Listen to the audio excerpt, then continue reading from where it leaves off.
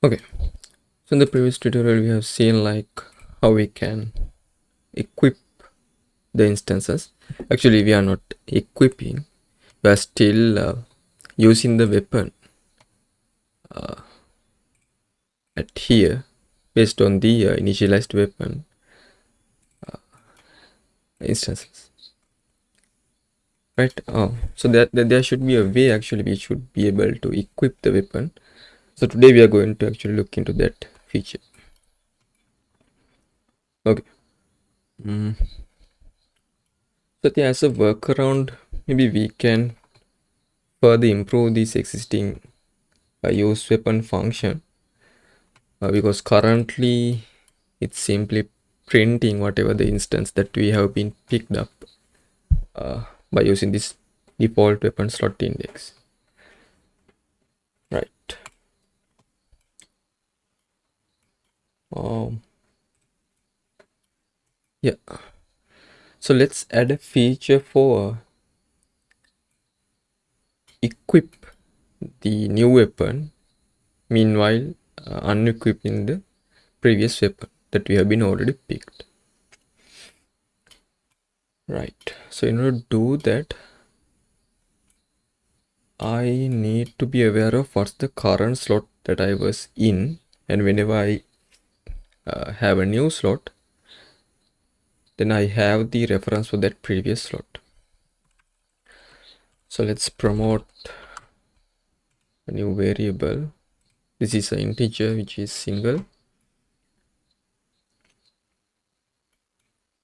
and let's save that slot reference at current slot.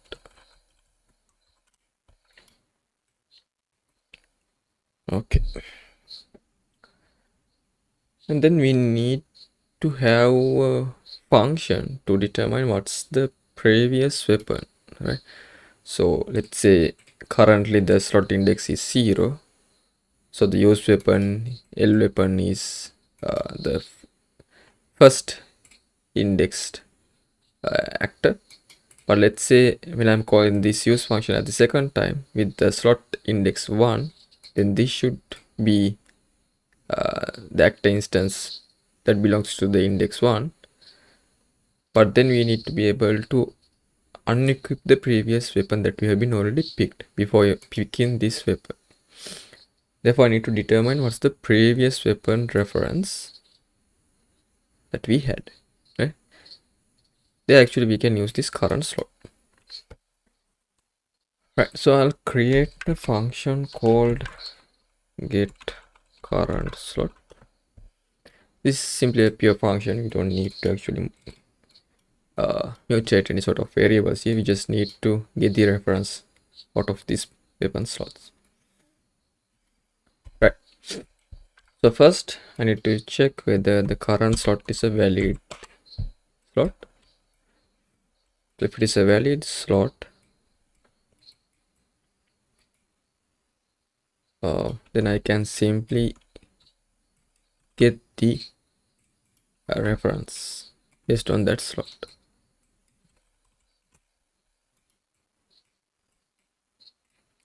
right? So I'll rename this as return value, and in case if you don't have a valid reference, then I can pass a null reference like this, or return a null reference like this, right? So let's go back to the use weapon function, and before setting the current slot, let's get the current slot, and then let's promote this to a new local variable called L previous weapon. So this L suffix stands for local variables. So in order to quickly distinguish in between global variables and local variables, usually my practice is to put L as a suffix, right? Okay. So now we have the reference for the previous weapon because we have stored the current slot at here.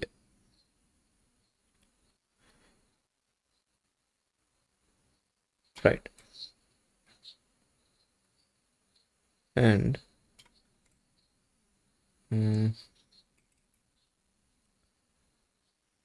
yeah, let's set the owner of this weapon as well. So we know this new instance is owned by this owner, which is the parent act.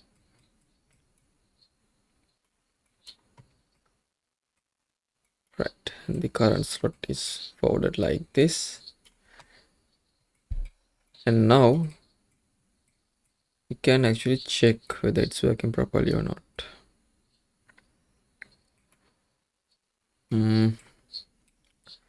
Maybe let's have a append. So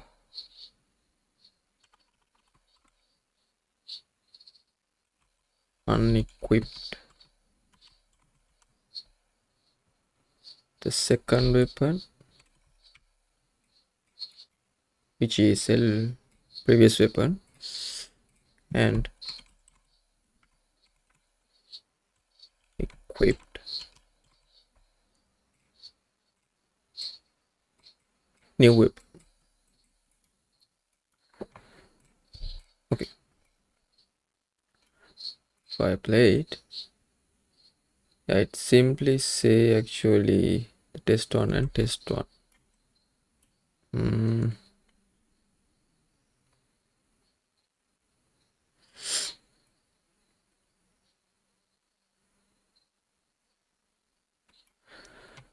Yeah, maybe let's call this use weapon function at our player base just for testing. Right. So maybe at here I'll use keyboard 1 to pick the weapon, slot 0, and I'll use keyboard key 2 to pick weapon at the first index. Now let's play. Okay, now you can see actually it's unequip in the previous instance and equip in the new instance. So you can see it's unequip in the second test 2 weapon, and it's equipping the test 1 weapon, and vice versa. When I toggle the other way around, it equipping the other weapon. Okay, so the logic works now. But we need a way to actually equip the weapon on hand. Right, so how we can do that? To do that, let's create a new blueprint interface. So I think this is the first time that I'm going to create a blueprint interface. So interface is basically a like an entrance for the actual function definitions, which is not actually implemented but sort of function definitions. So based on those function definitions, we can implement that interface in multiple different actors or classes, and we can implement the internal logic there, right? Okay, so I'll create a new folder called interfaces.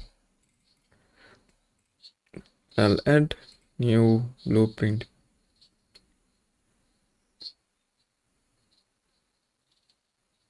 interface, and I'll call it as PPI events. So this interface will be holding all the events that I'm going to use in this project. Plus the first event, I think we need BPI equip to equip a specific weapon, and similarly we need BPI unequip to unequip previous weapon that we have been already picked. So I'll assign these to category called maybe weapons, right? And then let's go to the weapon base parent class, and there we can implement this interface. So I'll go to the class settings, and within these important namespaces, not actual namespaces, within the implemented interfaces, I'll choose VPI events. So soon after I add this interface, you can see at the interfaces section, now we have two functions that need to be implemented, right? So in order to implement these functions, actually I can click on one of the function. Now you can see the function definition is already been there, but the implementation is not here yet, right?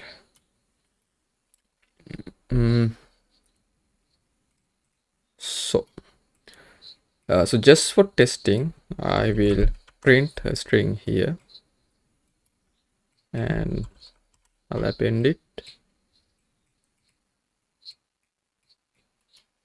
and I'll print equipped this self-reference, right? Self-reference means basically the whatever the object instance that has been instantiated based on this specific actor.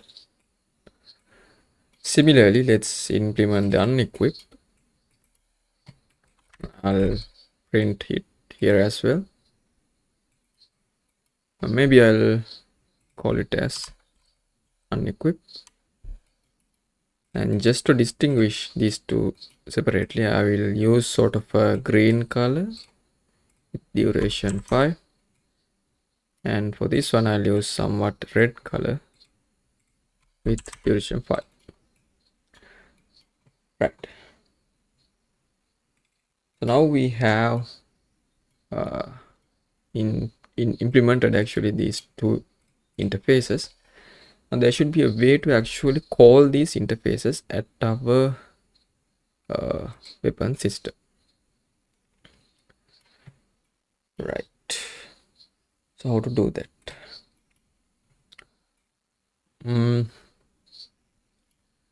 So I'll create a new function called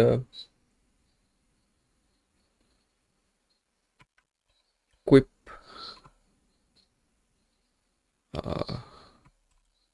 unequip weapons. So this will take actually two actor references. The first one is previous weapon. The second one is new weapon, right?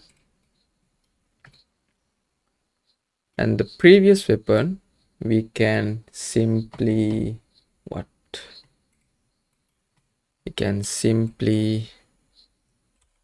unequip. So you can see it says BP unequip message. So message in the sense actually we are passing this call for this specific actor. So if this actor is actually implementing this interface with this function, then it will be called. Otherwise, this will be ignored, right? And we can unequip the previous weapon and we can equip the new weapon, right? So make sure to use this BPI equip message, right? And at the use weapon, we can call this function, right? So now instead of printing at here, I can simply call this equip unequip weapons function. So it will be ideally called to these two events, and whatever the weapon objects who has the reference to these two functions will be called, right? So as the previous weapon, I'll pass the local variable previous weapon reference, and as the new weapon, I'll pass the weapon actor reference, object reference, right?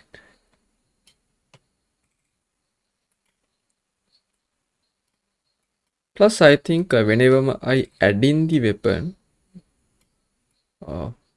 soon after I add this new weapon, I can use that weapon, right? For example, let's say later on I'm going to implement like pick up items on ground.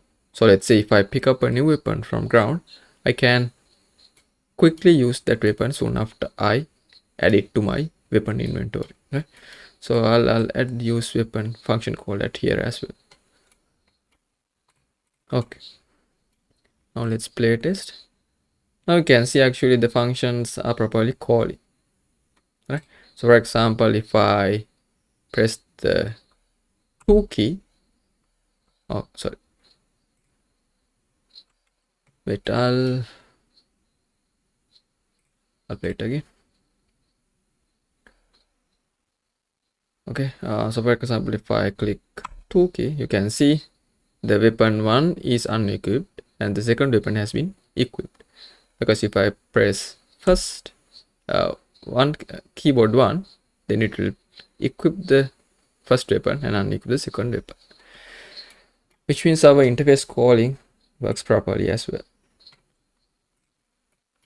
Okay, now there should be a way to actually visualize whatever the weapon that I'm picking. Right, so in order to do that, actually I'll add what? So I have sort of weapon meshes at here at our TPS game essentials. So I have like pistol mesh, rifle mesh, shotgun, things like that. So actually these meshes are directly taken from the Lyra sample project as well, and I think we can simply reuse these assets as the reference assets for our weapons. And later on actually you can have any sort of custom weapon meshes if you want, but for the prototyping I think these assets would be nice to have. Okay, so these assets are actually static meshes, but uh, it provides the skeletal mesh assets as well. For example, this SK rifle is a skeletal mesh asset. It's the same as what we have been seen before, but only difference is it has this skeletal hierarchy, which means like actually we can animate these components separately later on. Yeah? Actually we don't need to animate anything because Lyra provides some of the animations that has been already animated by using these skeletal meshes. So you can see this is like sort of a weapon firing animation. So you can see it has been already animated, right? So we can use these sort of animations to trigger like weapon firing and things like that. Okay, so let's add a static mesh and skeletal mesh as well. So whatever the thing that we plugged at the weapon config, if it is a static mesh, then this one will be initialized, and if it is a skeletal mesh, then this one will be initialized. Okay, right, and then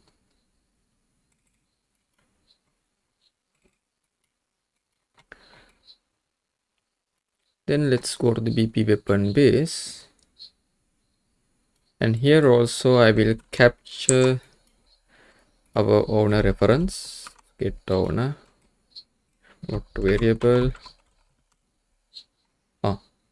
I think we already have owner instance, but that's fine. I'll anyway promote it to owner ref.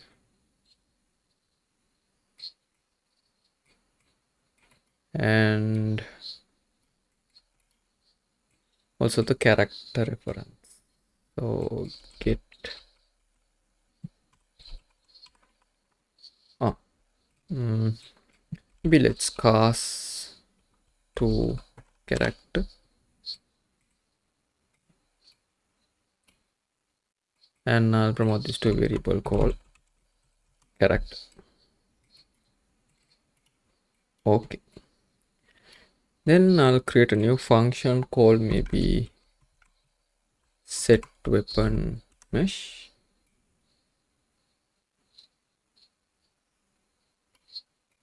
and let's get the weapon config, and I'll break it. And here we have static mesh and skeletal mesh. So if static mesh is valid, then I'll set the static mesh. Let's get the static mesh and set static mesh, and I'll pass this reference. If it is not valid, let's get the skeletal mesh and let's set the skeletal mesh asset as pointed at here. Okay.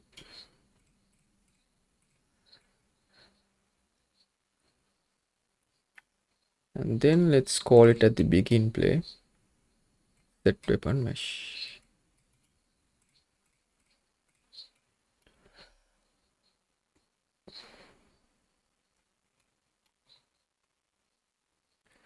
Right. So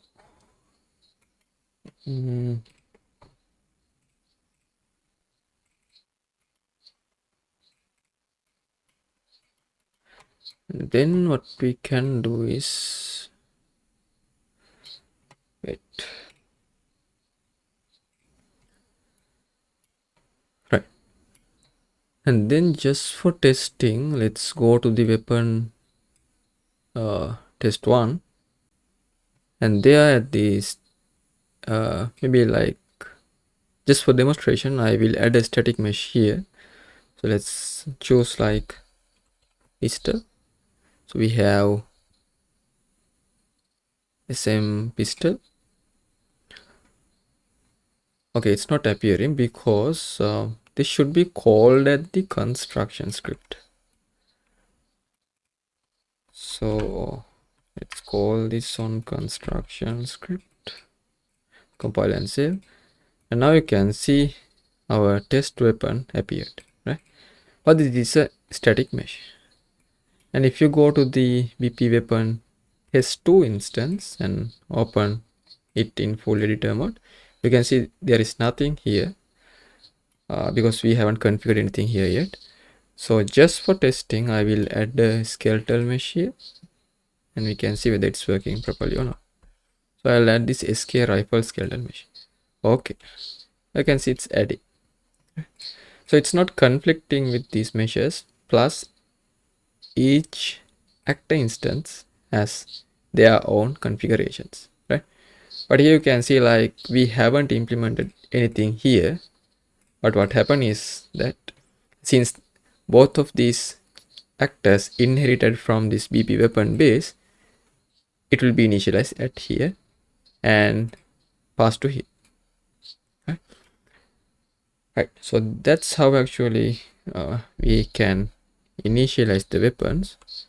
But I think the equipping and unequipping part is not completed yet. But as the second part, I will try to complete it. See you there.